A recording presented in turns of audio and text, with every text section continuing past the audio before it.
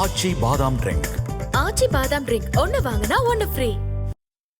தஞ்சை பெரிய கோவிலை கட்டி காலத்தால் அழியாத கட்டடக்கலையை உலகிற்கு பறைசாற்றியவர் பேரரசர் ராஜராஜ சோழன்.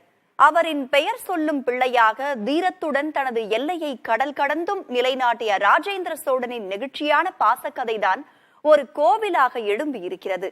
அங்கு அண்மையில் வெளிவட்ட பாதாள அறை அக்கோவிலின் மீது மீண்டும் வெளிச்சத்தை பாய்ச்சியுள்ளது.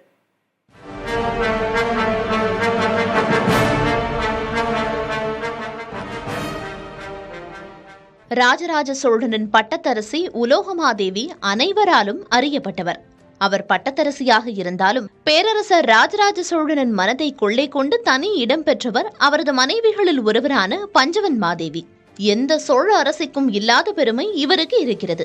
இவர்தான் ராஜராஜ சோழனின் மகனான பட்டத்து இளவரசன் ராஜேந்திர சோழனை போற்றி வளர்த்தவர். சிற்றன்னையாக இருந்தபோதும் ராஜேந்திர சோழன் மீது அன்பை பொழிந்து வீரத்துக்கு ஊக்கமளித்து போர் திறத்தை கொண்டாடியவர். இவர் பழுவேட்டரையர் வம்சத்தைச் சேர்ந்தவர். அந்த சிற்றன்னை மறைந்த பின் அவரின் அஸ்தி மீது எழுப்பப்பட்டதுதான் இந்த கோவில். தஞ்சை மாவட்டம் கும்பகோணத்தை அடுத்த பட்டீஸ்வரத்தில் அமைந்துள்ள மங்களநாயகி சமேத ராமலிங்க சுவாமி கோயில் பஞ்சவன் மாதேவி ஈஸ்வரம் என்றும் அழைக்கப்பட்டது.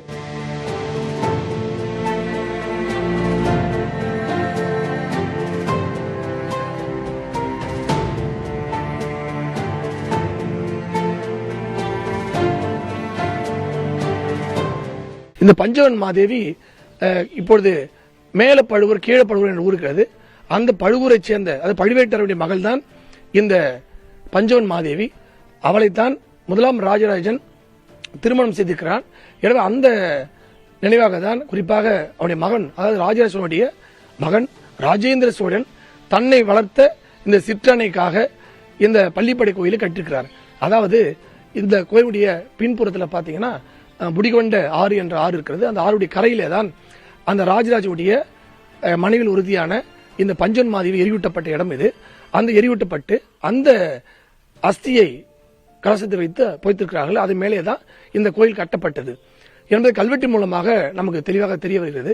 எனவே இந்த கல்வெட்டு மூலமாக இந்த ஊருக்கு பழையார் என்ற பெயரையும் இன்னொன்று முடிகொண்ட சோழபுரம் என்ற பெயரையும் இந்த கோயில் பள்ளிப்படை கோயில் தான் என்பதையும் உறுதிப்படுத்திய விதமாக இந்த கோயில் இருப்பதை நம்ம பார்க்க முடியுது. அந்த வகையில் ஒரு சிறப்பான ஒரு கோயில் தற்போது திருப்பணி நடைபெற்றுக் கொண்டிருக்கிறது. இந்த ஊர் பழையாறை என்று அழைக்கப்பட்டதற்கான கல்வெட்டு சான்றுகளும் இருப்பதை சுட்டிக்காட்டுகிறார் தொல்லியல் ஆய்வாளர் ரமேஷ். ராஜராஜனுடைய 10வது ஆட்சியாண்டில் பொறிக்கப்பட்ட திருவிடை மருதூர் கல்வெட்டு பாத்தீங்கன்னா இந்த பஞ்சவன் மாதேவி ஒரு தங்கத்தினால ஒரு திருமேனி செஞ்சு கொடுத்த பற்றி கல்வெட்டுல குறிப்பு வருது. அது மட்டும் இல்ல, தஞ்சாவூர்ல பாத்தீங்கன்னா பல செப்பு திருமேனிகளை செய்து கொடுத்ததா குறிப்புகளும் அங்க பார்க்க முடியுது. அது இல்லாம திருவிசலூர் அப்படின்ற ஊர்ல இந்த பஞ்சவன் மாதேவியுடைய பணிப்பெண் ஒருத்தி தங்க தாமரை செய்து கொடுத்ததை அந்த கல்வெட்டு தெரிவிக்கிறது. இப்படி பல கல்வெட்டுகள் இந்த பஞ்சவன் மாதேவி பற்றி தெரிவிக்கிறது. குறிப்பா இந்த திருவிசலூர் கல்வெட்டு நக்கன் தில்லையழகி என்ற பெயர் இருந்ததாகவும் கல்வெட்டை குறிப்பு வருது. இப்படி இந்த பஞ்சவன் மாதேவி அது ராஜராஜனுடைய பல மனைவிகள்ல ஒரு சிறப்பான இடத்தை பெற்றாங்க அப்படின்றதுக்கு இந்த பஞ்சவன் மாதேவி பள்ளிப்படை கோயில ஒரு சான்றாக அமையுது. வழிபாடு இருக்குமோ என்ன சிறப்புகள் இருக்குமோ அதை போன்றேதான் இந்த பள்ளிப்படை கோயிலும் கட்டியிருக்காங்க. அது ஒரு சிவன் கோயில் எப்படி அமையணுமோ தேவகோட்டங்கள், அங்கே இருக்கிற கருவறை பகுதி, அர்த்த மண்டபம், லிங்கம், விமானம் அனைத்துமே ஒரு சிவாலயத்தின் அத்தனை உறுப்புகளையும் கொண்டதாகவே இருக்கிறது. இந்த கோயிலை நிர்வகித்தவர்கள் லகுலீச பண்டிதர்கள், அதாவது லகுலீச மடம் என்ற ஒரு மடம் இருந்ததையும் அதை லகுலீச பண்டிதர் நிர்வகித்ததையும் கல்வெட்டு பல தகவலை தெரிவிக்கிறது. குறிப்பாக இந்த ராஜேந்திர சோழனுடைய ஆட்சி காலத்துல குறிப்பா 1021 தான் அந்த கோயில் கட்டப்பட்டதை நான் சொன்னோம். அப்போ 1014 ராஜராஜ இறந்து போகிறான். அதன் பிறகு இந்த அம்மையார் 1021 தான் இருந்திருக்க வேண்டும். அதன் பிறகுதான் அந்த அஸ்தி வச்சுதான் அவனுடைய மகன் முதலாம் ராஜேந்திர சோழன் இந்த கோயில் கட்டியிருக்கான். குறிப்பா 5220 களம் நெல் நாள்தோறும் இந்த திருமேனிக்கு கொடுத்திருக்காங்க. குறிப்பா இங்க உள்ள வழிபாட்டு புறமாக பல அமுதுகள், கரி அமுது, நெய் அமுது போன்ற தயிர் அமுது போன்ற பல அமுதுகள் பற்றி குறிப்போடும் வருது. அது இல்லாம 30 விளக்குகள் ஏற்றிருக்காங்க.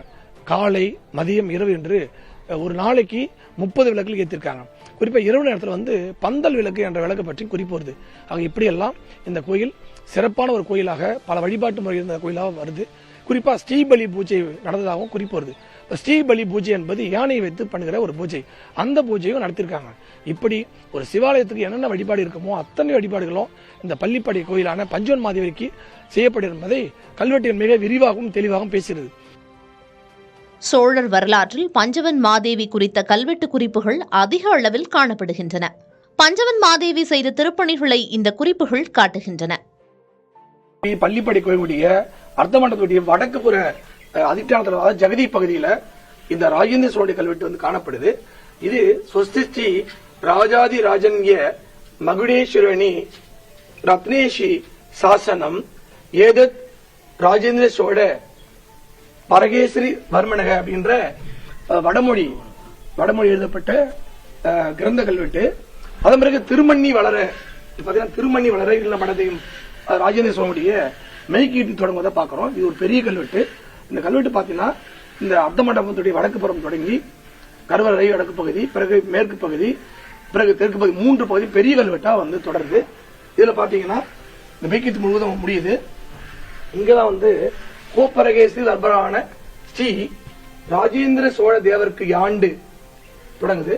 இப்ப 7வது, அதாவது அவருடைய ஆட்சியாண்டு 7வது ஆட்சியாண்டு சத்திரிய சிகாமணி வளநாட்டு, இங்க திருநறையூர் நாட்டு, இங்க பழை என்ற சொல்ல பழை, அங்க சத்திரிய சிகாமணி வளநாட்டு திருநறையூர் நாட்டு பழை யாரான பழையார் என்று முடிகொண்ட சோழபுரத்து. இங்கதான் முக்கியமானது பள்ளிப்படை. அந்த வார்த்தை மட்டும் சற்று சிதைவடைந்த நிலையில் இருக்கு. பள்ளிப்படை இல்லையா தெரியுது. பள்ளிப்படை பஞ்சவன் மாதேவி ஈஸ்வரத்து மகாதேவருக்கு கல்வெட்டு தொடர்ந்து போகுது. ஏகதள விமானமாக அர்த்த மண்டபத்துடன் அமைந்துள்ள இந்த கோயிலில் தேவகோட்டங்களில் உள்ள சிலைகளின் சிற்ப அமைதியும் நந்தி துவாரபாலகர் சிற்பங்களில் உள்ள வேலைப்பாடுகளும் அதி அற்புதமாக சோழர் கலையை எடுத்தியம்புவதாக இருக்கின்றன.